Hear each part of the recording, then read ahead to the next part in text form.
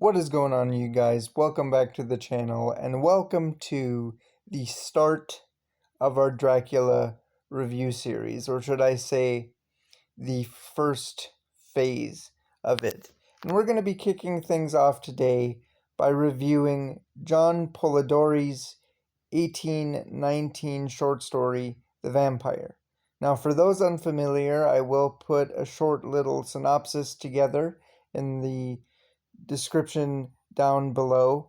But as far as I'm able to tell, this was the first real instance of sort of the modern vampire concept in literature. And the preface to the story here is actually quite a bit of fun. It opens up with this unnamed character, whom I presume to be our author, wandering around Geneva and some of the neighboring towns and such in search of the elusive and mysterious poet known as Lord Byron. And you know, he's walking around trying to get information, and he's having to sift through fact from fiction, and and separate all of that in terms of stories he's being told. And he eventually stumbles upon somebody that says that sometime prior, Lord Byron had gotten together with some friends, and they essentially started telling scary stories.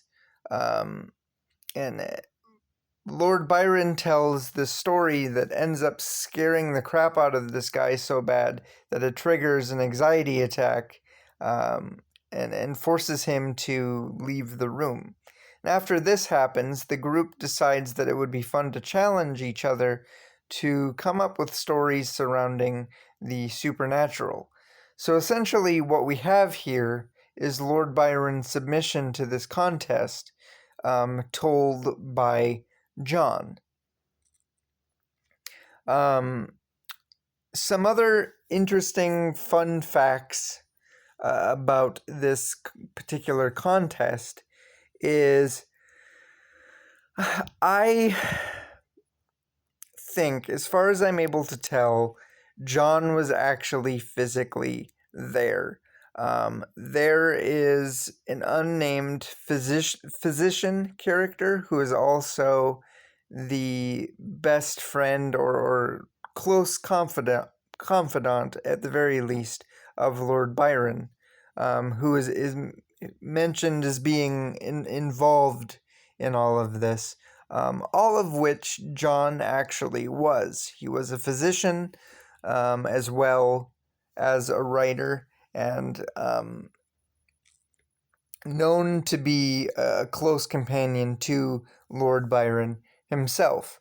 Another participant in this contest is none other than Mary Shelley, and this was the very same contest that motivated her to produce Frankenstein. So yeah, just a little bit of fun horror history there for you. But in terms of the story itself, I'd say it's fine, right? It's perfectly serviceable, certainly by 1819 standards, but it's not without its flaws, obviously, or its quality of life issues. For me personally, I found it to be written in such a way that was quite difficult for me to follow. And while I was able to kind of catch the basic gist of everything going on, upon finishing it, I still kind of felt the need to turn to the internet and just ensure that I was in fact comprehending everything properly. You know, cases where you have to read through a story with the book in one hand and Google open in the other, to kind of define words and things that you may not be familiar with.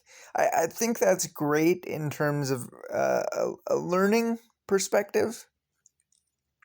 Not so much in terms of maintaining the immersion and stuff like that. Having to take those breaks and look words up and such kind of just pulled me out of the immersion and everything going on. Another issue specifically with that I found had less to do with it being a 13-page short story or, whatever it was, and more surrounded the fact of how it was delivered. Essentially, what we have here is a second-hand telling of the story. At the end, it actually tells you that everything that you've read is actually the dying words or the last confession of the protagonist. And I just think within that sort of format, there's not a lot of dialogue and other things like that are meant to serve as hooks to get you into it and connect you to the characters and everything else that's going on. I don't know. But I will say that this was kind of cool to have an experience from a historical perspective, as it being kind of the thing that kind of brought the idea of modern vampirism to fiction and kind of to be able to see a lot of those familiar characteristics, like neck biting and superhuman strength and speed and things like that start to emerge. In closing, I would just say that John walked so Bram Stoker and those like him could eventually run. But I think that's going to wrap this video up, guys. So, as always, thanks for watching. Take care of yourselves, and we will catch you in the next one.